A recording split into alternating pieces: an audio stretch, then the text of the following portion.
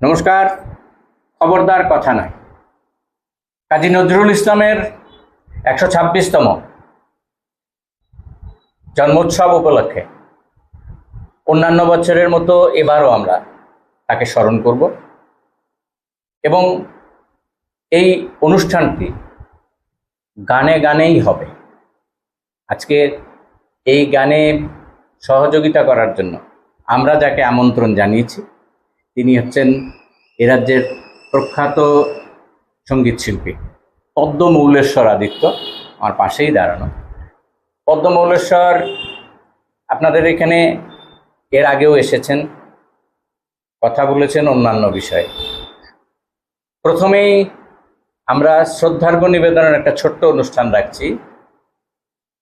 যিনি আমাদের খবরদার কথা নয়ের পক্ষ থেকে প্রথম যিনি কাজী নজরুল ইসলামের প্রতি শ্রদ্ধা নিবেদন করবেন তিনি রাজ্যের খ্যাতনামা অ্যাডভোকেট শ্রী দীপজ্যোতি পাল। তাকে অনুরোধ করছি শ্রদ্ধার্ঘ্য নিবেদন করার।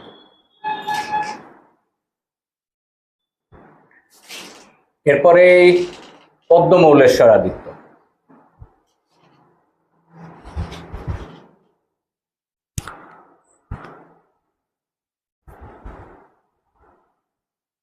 এরপরে আমাদের সহযোগী অ্যাডভোকেট করণ দেববর্মন।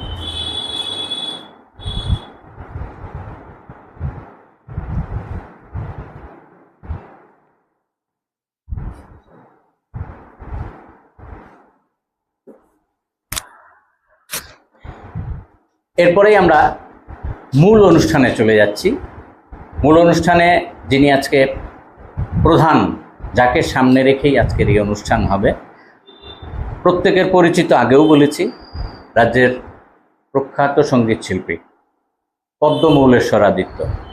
তাকে আমরা খবরদার কথা নয়ের পক্ষ থেকে আমন্ত্রণ জানিয়েছিলাম।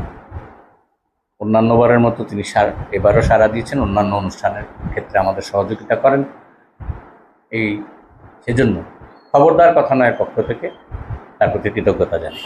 আমরা এবার মূল অনুষ্ঠানে চলে যাচ্ছি। কাজী নজরুল ইসলাম, নতুন করে কিছু বলার নেই। জন্ম 11ই জ্যৈষ্ঠ 1306 বঙ্গাব্দ, 24শে মে 1899। চিরস্তব্ধ হয়ে যাওয়া সেটা হচ্ছে 12ই ভাদ্র 1383, 29শে আগস্ট 1976। আজকের এই জন্মদিনের এই অনুষ্ঠান প্রতি বছরের মতো যেভাবে করি আমরা ঠিক সেভাবে যাচ্ছি না। পদ্মমৌলেশ্বর আদিত্য আপনাদের আগেও পরিচয় করিয়ে দিয়েছি। আমার বাঁ দিকে যিনি বসেছেন, এই কৃতিশিল্পীকে পেয়ে যাওয়াতে আমরা মূলত গানের মধ্যে এই অনুষ্ঠানটাকে রাখার চেষ্টা করব। কারণ কাজী নজরুল, আমি কভু অশান্ত কভু প্রশান্ত, দারুণ স্বেচ্ছাচারী, আমি অরুণ খুনেরে তরুণ, আমি বিধির তর্কহারী, আমি প্রভঞ্জনে উল্লাস, আমি বারিধির মহাকল্ল, আমি উচ্ছল ছল ছল, আমি উর্মির হিন্দর দোল। আমরা এইভাবেই ভাবব। এই দিনে দাঁড়িয়ে আজকে আমরা অনেক কথাই হয়তো বলতে পারি, কিন্তু চর্বিত চর্বণ হবে। পদ্মর কাছ থেকেও কিছু কিছু কথা শুনব। যে কথা বলছিলাম, কাজী নজরুল কলকাতা থেকে 228 কিলোমিটার দূরে এক প্রত্যন্ত অঞ্চল চুরুলিয়া থেকে কলকাতায় এসেছিলেন। সাথে কি এনেছিলেন? আনন্দ করতে আসেননি, নিয়ে এসেছিলেন প্রান্তিক মানুষের ক্ষুধা, অন্নহীনতা, এনেছিলেন বস্ত্রহীনতা, মানুষের ঠকে যাওয়া ক্লেশ। আপনারা সাধারণ মানুষের কথা ভেবে, আমরাও বলি, কে যেন নাম দিয়েছিল দুখু মিয়া, আমরা জানতেও চাই না, কিন্তু আমাদের এই দুখু মিয়া আমাদের মনে, হৃদয়ে গেঁথে রয়েছেন বিদ্রোহী কবি হিসেবেই, যা আজও অম্লান। তার প্রতি শ্রদ্ধাঞ্জলি জানিয়ে পদ্মর কাছে একটা কথা জানতে চাইব আজকে, যে আজকের দিনে দাঁড়িয়ে নজরুলকে কিভাবে দেখে? আসলে আমি তো মানে ওনার গানের বিষয়টা নিয়েই তো কথা বলবো, কারণ অন্য বিষয়ে সেরকম কথা বলার মানে যোগ্যতা আমার রয়েছে বলে আমি মনে করি না। আমি সাংগীতিক প্রেক্ষাপটে বলি। সাংগীতিক প্রেক্ষাপটে বললে রবীন্দ্রনাথ, নজরুল ইসলাম ছাড়া আমাদের সংস্কৃতি, আমাদের সভ্যতা আমরা ভাবতে পারি না। আজকের দিনে দাঁড়িয়ে যেখানে একটা উগ্র ধর্মীয় মৌলবাদ, একটা ধর্মান্ধতা, মানুষে মানুষে একটা অবিশ্বাসের একটা সাংঘাতিক একটা বাতাবরণ সৃষ্টি হয়েছে, সেখানে সব থেকে বেশি প্রাসঙ্গিক আমার মনে হয় কাজী নজরুল ইসলাম এবং রবি ঠাকুর। আমি আজকের দিনে, যেহেতু আপনি কথাটা বললেন, আমি যেহেতু ছোটবেলা থেকে নজরুল ইসলামের গান একটু আমিও মানে চর্চা করি,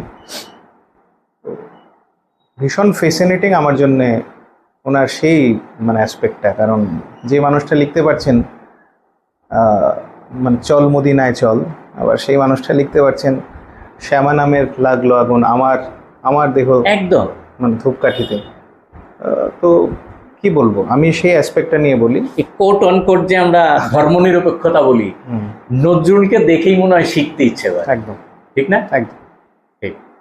কিন্তু নজরুল ইসলামের গানগুলো চর্চা করলে, সেগুলো নিয়ে একটু ভাবলে, চর্চা বলবো না, সেগুলো নিয়ে একটু ভাবলে বা বুঝলেও মনে হয় যে আজকের দিনে উনি প্রাসঙ্গিক, ওনারা প্রাসঙ্গিক ছিলেন, প্রাসঙ্গিক আছেন এবং আগামীতে আরও হবেন। একবার প্রসঙ্গে যদি একটা গান হয়।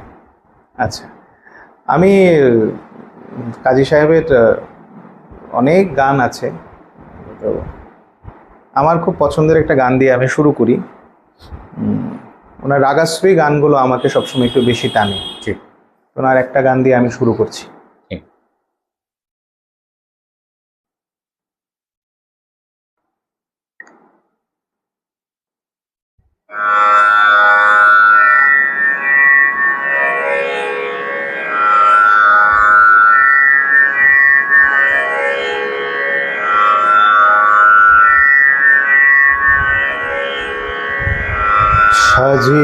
সাজিয়াছো যোগী বলো কার লাগে, তরুণ বিভাগে সাজিয়াছো যোগী বলো কার লাগে, তরুণ বিভাগে সাজিয়াছো যোগী,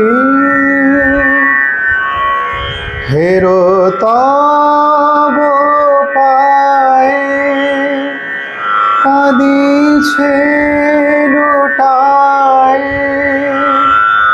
হেরো তব পায়ে কাঁদিছে লোটায়, নিখিলের প্রিয়া তব প্রেম মাগে, তরুণ বিভাগে সাজিয়াছো যোগী, ফাল্গুন কাঁদে দুয়ারে বিষাদে, খোলো দ্বার খোলো যোগে যোগ ভোলো, এত গীত হাসি সব আজিবাসী, উদাসী জাগো জাগো অনুরাগে, জাগো অনুরাগে, তরুণ বিবাগে সাজিয়াছ যোগী, বলো কারো লাগে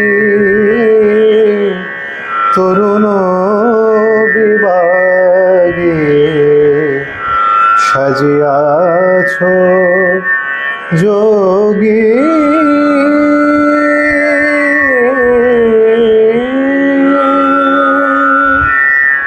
অসাধারণ। এই শব্দটা ব্যবহার করলাম এই কারণে, কাজী নজরুল ইসলামকে বিদ্রোহী কবি, আমাদের মননের কবি, শয়নের কবি, স্বপনের কবি। আমরা অনেক সময় তুল্যমূল্য আলোচনায় রবীন্দ্রনাথকে নিয়ে আসি। তার সম্পাদনায়, অর্থাৎ কাজী নজরুলের সম্পাদনায় প্রথম ধূমকেতু পত্রিকায় প্রকাশিত হয়। কবিগুরু রবীন্দ্রনাথ সেই ধূমকেতু পত্রিকা প্রকাশনার সময় প্রথম লেখা সেই পত্রিকায় লিখেছিলেন, আয় চলে আয় রে ধূমকেতু, আধারে বাঁধ অগ্নি সেতু, দুদিনের এই দুর্গ শিরে উড়িয়ে দে তোর বিজয় কেতন। নজরুল সম্পর্কে তার লেখনী দিয়ে বেরিয়ে এসেছিল।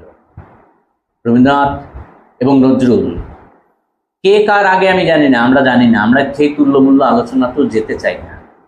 যারা বিতর্ক করার করুন, কিন্তু আমাদের মনে করিয়ে দিতে ইচ্ছে হয় 12ই আগস্ট 1922 এই ধূমকেতুতেই কবি নজরুল ভারতের পূর্ণ স্বাধীনতা দাবি করেছিলেন। পদ্মকে আমরা থেমে যেতে দেব না এই জায়গায়, পরের গানটার জন্য আমরা অপেক্ষা করি। আচ্ছা, আমি আমার পছন্দের গানগুলোই করি একে একে। হ্যাঁ, সবার শোনা গান। আমি ছোটবেলায় কাজী নজরুল ইসলামের গান প্রথম যার কণ্ঠে শুনি, মানে ক্যাসেটে, তিনি হচ্ছেন মানবেন্দ্র মুখোপাধ্যায়। এবং খুব ছোটবেলায় ওনার যে ক্যাসেটের উপর ছবিটা ছিল না, আমি ভাবতাম উনি বোধহয় নজরুল ইসলাম। তো আমার ওনার গানগুলো তুলে তুলে তো আমার মানে বিশ্বাস ছিল উনি বোধহয় নজরুল ইসলাম। একটা ছবি ছিল অসাধারণ। তো মানবেন্দ্র মুখোপাধ্যায় গেয়েছেন এরকম একটা মানে নজরুল ইসলামের গান, মানে রেকর্ড করেছেন, গাইছিলেন। তবলায় রাধাকান্ত নন্দী ছিলেন। হ্যাঁ, উনি থাকতেন। মানে সাংঘাতিক বিষয়, একটা অসাধারণ। শুরু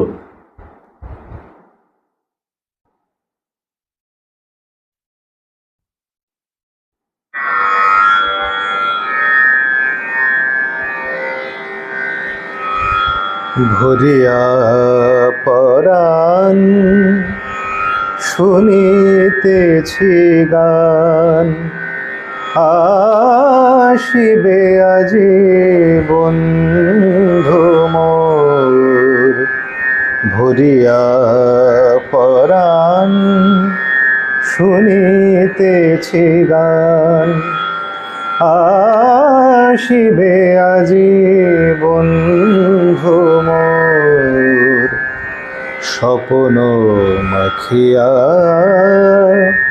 সোনারে পাখায়, আকাশে ওঠাও চিত চকোর। আসিবে আজি বন্ধু মোর। ভরিয়া পরাণ শুনিতেছি গান, হিজল বিছানো বন পথ দিয়া,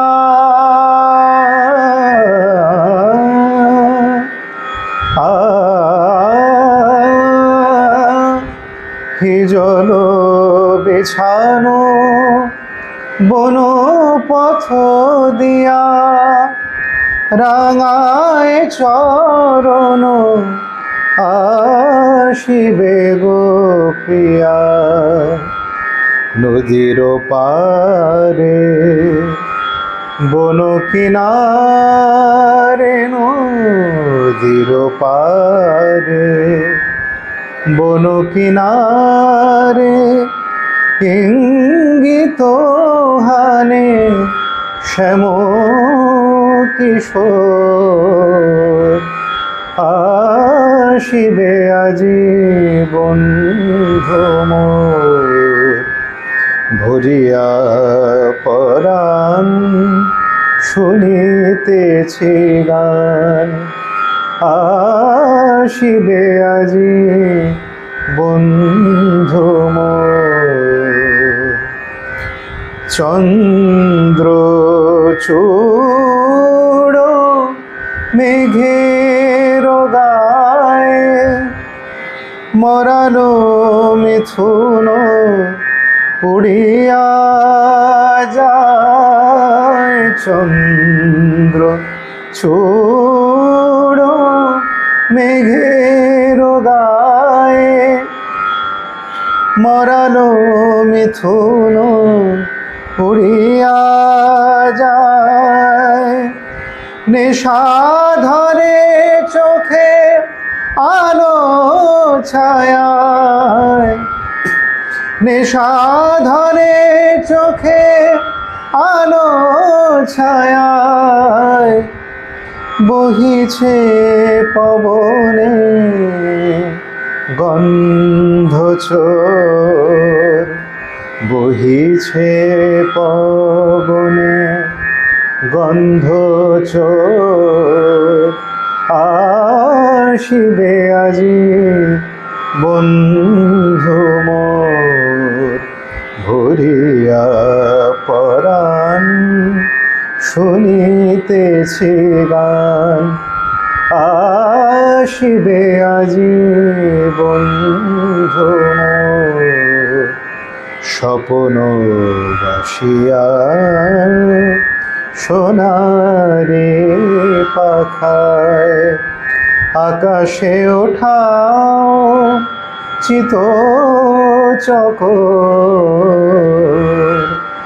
আসিবে আজি বন্ধু মোর, ভরিয়া পরাণ শুনিতেছি গান। কাজী নজরুল শুধু বিদ্রোহী ভাব, ঘটনাটা তা নয়। মনের ভাবের কথা, মনের কথা অকপটে বলতেন। আপনাদের প্রসঙ্গক্রমে আপনাদের বলি, নজরুল ইসলামের স্ত্রীর নাম ছিল, নজরুল তার নাম দিয়েছিলেন পরবর্তী সময়ে প্রমীলা, আসলে ওনার নাম ছিল আশালতা সেনগুপ্ত।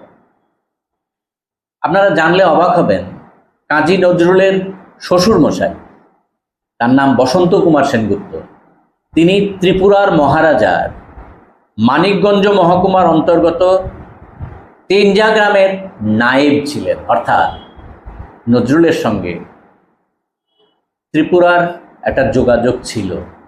খুঁজতে খুঁজতে বিষয়টা পেয়েছি। যেমন বাবা আলাউদ্দিন খাঁরও ছিল, তাকে পণ্ডিত আলাউদ্দিন খাঁ কথা বলেন। সেই কুমিল্লা থেকে আগরতলায় সুর ভঞ্জনার জন্য যেমন আসতেন, নজরুল আগরতলায় এসে কবিতা লিখেছেন ইত্যাদি ঘটনা আমাদের কাছে নেই, তথ্য নেই, কিন্তু একটা যোগসূত্র ছিল তার শ্বশুরমশাইয়ের মাধ্যমে আমরা এই তথ্যটা পেয়েছি, সেটাই জানিয়ে দিলাম। কিন্তু কথা বলে সময় নষ্ট করব না, তাহলে পদ্মমৌলেশ্বরের গান থেকে আমরা বঞ্চিত হব। পরের গান না, মানে কথাও ভালো লাগছে, বলুন। না না, এটা বলে সময় নষ্ট করবো, মানুষ মানুষ তোমার গানটা চাইছে না, অনেক কিছু জানতে পারছি। না ঠিক আছে, নেক্সট গান। আচ্ছা,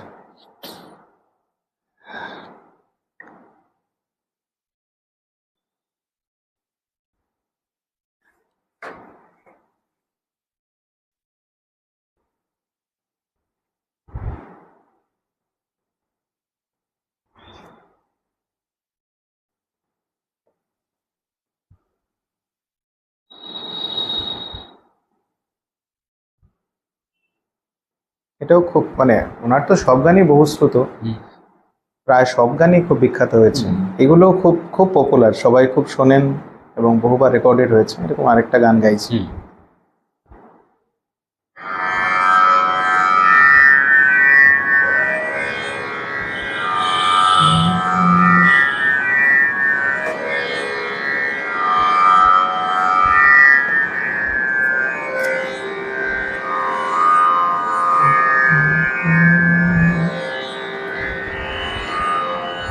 সুরে ও বাণীর মালা দিয়ে তুমি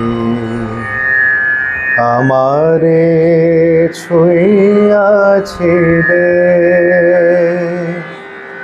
সুরে ও বাণীর মালা দিয়ে তুমি আমারে ছুঁইয়াছিলে। অনুরাগ কুমকুম দিলে দেহে মনে, অনুরাগ কুমকুম দিলে দেহে মনে। বুকে প্রেম কেন নাহি দিলে, আমারে ছুঁইয়াছিলে। সুরে ও বাণীর মালা দিয়ে তুমি আমারে ছুঁইয়াছিলে। বাঁশি বাজাইয়া লুকালে তুমি কোথায়, যে ফুল ফোটালে সে ফুল শুকায় যায়। বাঁশি বাজাইয়া লুকালে তুমি কোথায়, যে ফুল ফোটালে সে ফুল শুকায় যায়। কি যেন হারায় প্রাণ করে হায় হায়। কি যে চেয়েছিলে কেন কেড়ে নাহি নিলে, কি যে চেয়েছিলে কেন কেড়ে নাহি নিলে, আমারে ছুঁইয়াছিলে। জড়ায় ধরিয়া কেন ফিরে গেলে, বলো কোন অভিমানে। কেন জাগে না কো আর সে মাধুরে রস আনন্দ প্রাণে, রস আনন্দ প্রাণে। তোমারে না বুঝে বুঝেছিনু আমি ভুল,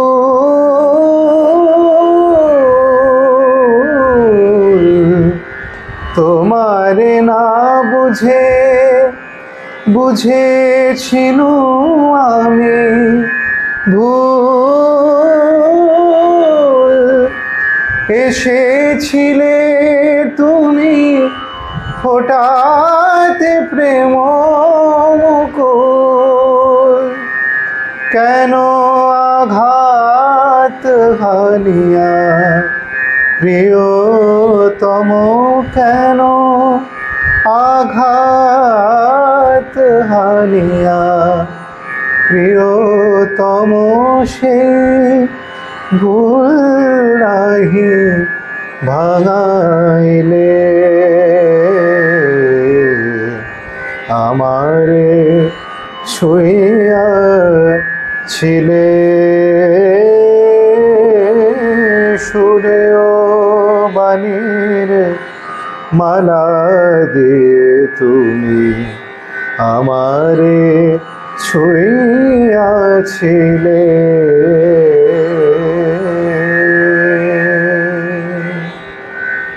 আপনারা যেমন চাইছেন আমিও চাইছি না। পদ্মকে একটা প্রশ্ন রাখতে চাইছি, কারারই লৌহ কপাট একটা গান ছিল, যেটা 1921 সালে দেশবন্ধু চিত্তরঞ্জন দাস গ্রেপ্তার হবার পর ওনার স্ত্রী বাসন্তী দেবীর অনুরোধেই মূলত কাজী নজরুল এটা লিখেছিলেন এবং সুরারোপ নিজেই করেছিলেন। পরবর্তী সময়ে একটা হিন্দি সিনেমায় একজন প্রখ্যাত সঙ্গীত পরিচালক, সবাই তার নাম জানে, এ আর রহমান, উনি এটার সুরটাকে পরিবর্তন করেছিলেন। এটা নিয়ে একটা বিতর্ক হয়েছিল।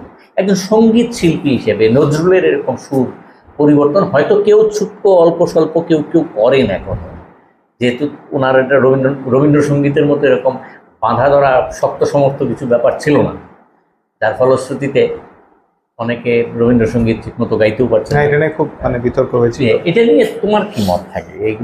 এইগুলি সঙ্গীত পরিচালকদের কি আরো যত্নবান হওয়া উচিত না? নিশ্চয়ই নিশ্চয়ই। মূল সুর আপনি পরিবর্তন করতে পারেন না, সেই সেই স্ট্রাকচারটা রেখে তার মধ্যে কিছু ইম্প্রোভাইজেশন হতে পারে।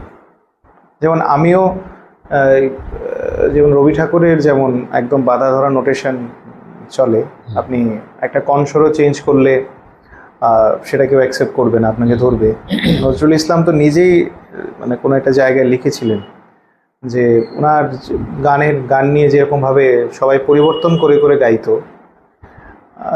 উনি কিন্তু তার গানের শুদ্ধতা চেয়েছেন। আবার সঙ্গে আমি আবার এই বিষয়ে একটু একটা অন্য একটু মতামত রাখছি। যেমন অনেক বিখ্যাত শিল্পীরা কিন্তু নজরুল ইসলামের গান একটু চেঞ্জ করে করে গান।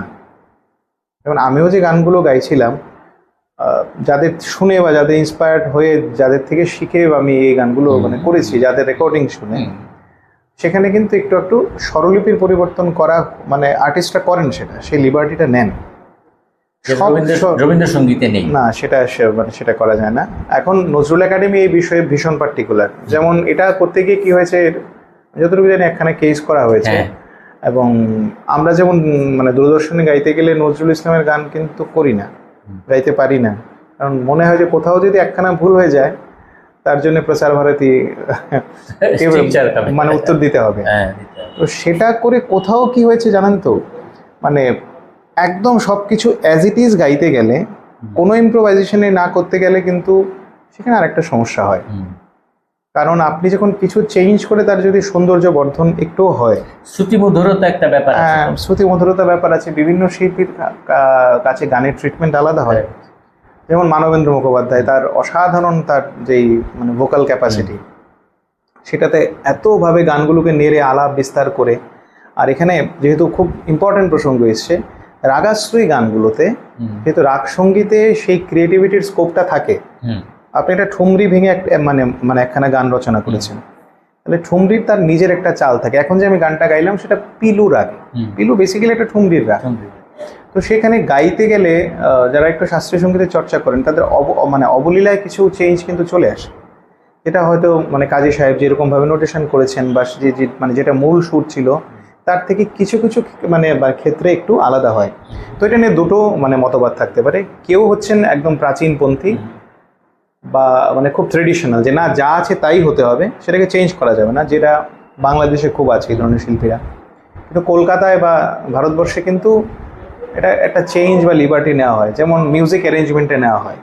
তো সেটা করে কোথাও কিন্তু গানকে পপুলার করা হয় বা গানটাকে ছোট করা হয় না, বা নজরুল ইসলামকে কোথাও অসম্মান করার মতো কোনো বিষয় থাকে না। কিন্তু রেহমান যেটা আপনি বললেন, রহমানের, সেটা তো একদম টোটাল সুরটা চেঞ্জ করে কিছু করে দেওয়া, এটা তো সাংঘাতিক। এটা বোধহয় আমাদের স্বাধীনতা সংগ্রামের সঙ্গে প্রত্যক্ষভাবে জড়িত ছিল এই গানটা, তো এই কারারের লৌহ কপাট। না, মূল সুরটাকে কোনোভাবেই পুরোপুরি সেজন্যই বোধহয় অনেক বেশি পাল্টে দেওয়া। না, সেটা অনেক বেশি আমাদের হৃদয়ে লেগেছে বলে আমাদের। এবং পরবর্তীতে তো আমরা এটাও শুনেছি যে ওনার ফ্যামিলিরই কেউ নাকি গানটা রেহমানজিকে দিয়েছিলেন, এটা চুক্তি হয়েছে, অনেকে আবার জানেও না, এই নিয়ে আপত্তিও করেছে, তার মধ্যে টাকা পয়সার ব্যাপার ছিল, সেটাও শুনেছি।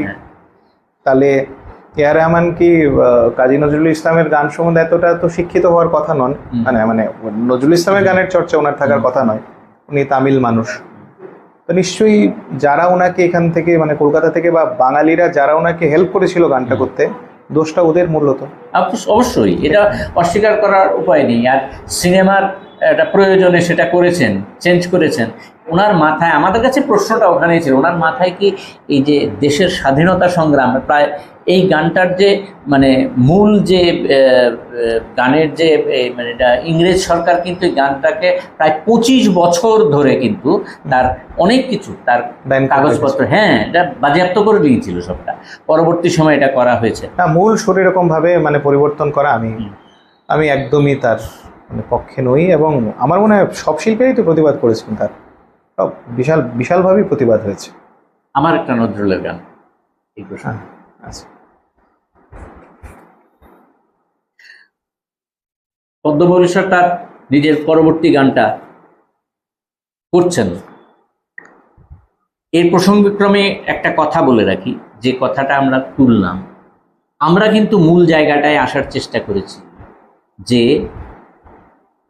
কাজী নজরুল ওই গানটির সুরারোপ করেছিলেন, তার পেছনে যে কাহিনীটা ছিল, কাহিনী না, এটা বাস্তব ঘটনা, এটা ঐতিহাসিক ঘটনা। সেটা হচ্ছে দেশবন্ধু চিত্তরঞ্জন দাশের গ্রেপ্তারের প্রতিবাদে।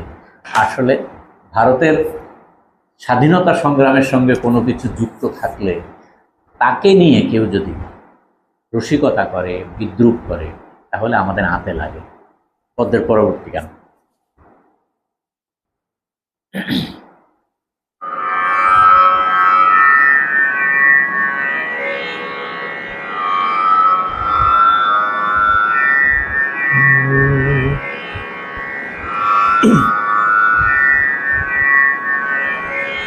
पिया पिया पिया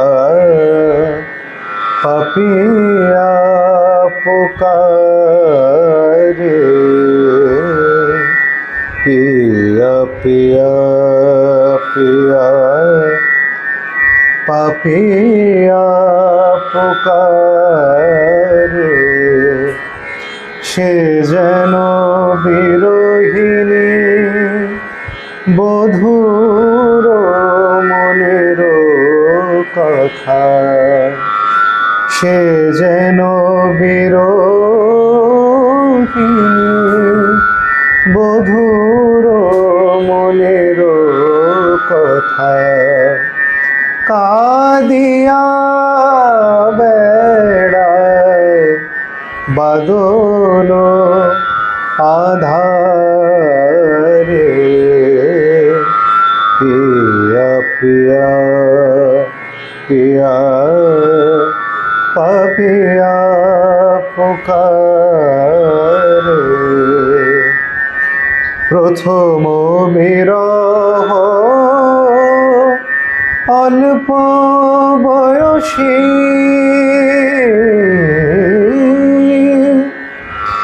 ভুলি গৃহ কাজ রহে বাতায়নে বসি, পাখির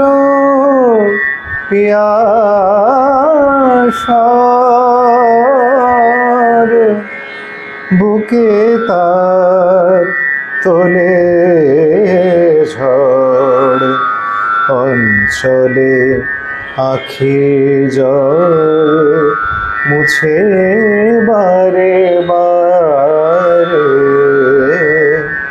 পিয়া পিয়া পিয়া পাপিয়া পুকারে, পরিলি বেশ বাঁধিলি কেশ, ম্লান মুখে বালিকা, নীরব দেহে যেন শুকায় যায় গো, মালতীর মালিকা, বনের বিহঙ্গ ছাড়ি বিহগীরে, যায় না বিদেশে, রহে সুখ নিড়ে।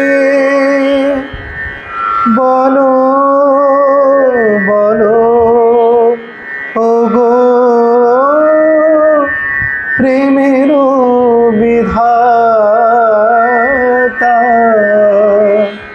কেন বিরহ দিলে হিয়ার মাঝারে। পিয়া পিয়া পিয়া পাপিয়া পুকারে। সে যেন বিরোহিণী বধূর মনের কথা, কাদিয়া বেড়ায় বাদল আধারে। পিয়া পিয়া পিয়া পাপিয়া পুকারে। আমরা অনুষ্ঠানের একদম শেষ পর্বে চলে এসেছি। সময়ের একটা বাধ্যবাধকতা রয়েছে। পদ্মমল্লেশ্বরের কাছে সর্বশেষ গান শুনব। তার আগে যে কথাটা বলার, আমরা বিশ্বাস করি কাজী নজরুলের মতো এমন সরলীকৃত প্রাণ, এমন সরলীকৃত জীবন সহজভাবে ব্যাখ্যা করা যায় না। কবিকে জানতে হলে কবির হৃদয় হরপ্পার সন্ধানে সংবেদনশীল হয়ে উঠতে হবেই। সুখের কথা, আমরা যদি ভাবি রবীন্দ্রনাথের ছিলেন প্রভাত কুমার, কিন্তু নজরুলের কে ছিলেন? এই প্রশ্ন কিন্তু বারবার এসেছে। ছিলেন শোষিত নিপীড়িত মানুষের বিদ্রোহী সত্তাগুলো। 9 বছর বয়সে পিতৃহারা হয়েছিলেন। নজরুল আপন করে নিয়েছিলেন দারিদ্র। ধীরে ধীরে ধীরে ধীরে মানুষের মনে জায়গা করেছিলেন, সে জায়গা আজ চিরস্থায়ী। সর্বশেষ গান আজকের এই অনুষ্ঠানের পদ্মমল্লেশ্বরের। আমি কাজী সাহেবের একটা গজল দিয়ে শেষ করছি। বাংলা গানে গজলের যে চল, সেটা কাজী সাহেবই শুরু করেছিলেন। যেটা আমরা জানি পারস্যের গান গজল এবং খুব বিখ্যাত একটা ফর্ম অফ মিউজিক, সেটাকে বাংলা গানে অসাধারণভাবে উনি প্রয়োগ করেছেন। ওনার সঙ্গীত নিয়ে তো আসলে সব ডাইমেনশনে ওনার কাজ, মানে সঙ্গীতের বোধহয় এমন কোনো শাখা নেই যেই শাখায় উনি কাজ করেননি। তার মধ্যে গজল সাধারণ মানুষের খুব প্রিয়। আমি ওনার একটা গানটা আমি ছোটোবেলা থেকেই গাই, এই গানটা দিয়ে শেষ করছি। সবার শোনা গান, আমারও খুব প্রিয় গান।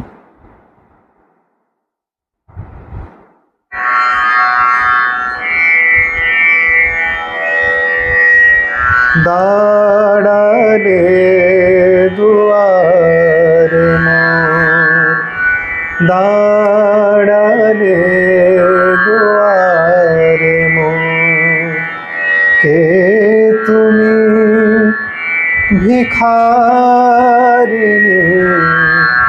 গাহিয়া সজল চোখে, গাহিয়া সজল চোখে।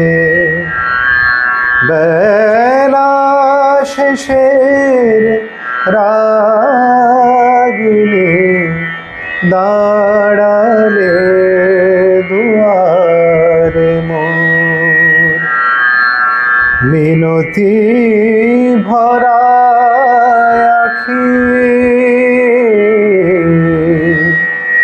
কে তুমি ঝড়ের পাখি, কি দিয়ে জুড়াই ব্যথা, কেমনে কোথায় রাখি। প্রিয় নামে ডাকে, কোন প্রিয় নামে ডাকে। মান ভাঙাবো মানিনি, দাঁড়ালে দুয়ারে মোর। কে তুমি ভিখারিণী, গাহিয়া সজল চোখে। বেলা শেষের রাগিনী, দাঁড়ালে দুয়ারে মোর। সবটা গাইলাম না? আসলে রবীন্দ্রনাথের সেই লাইনটাই বারবার মনে পড়ে, শেষ হইয়াও হইল না শেষ।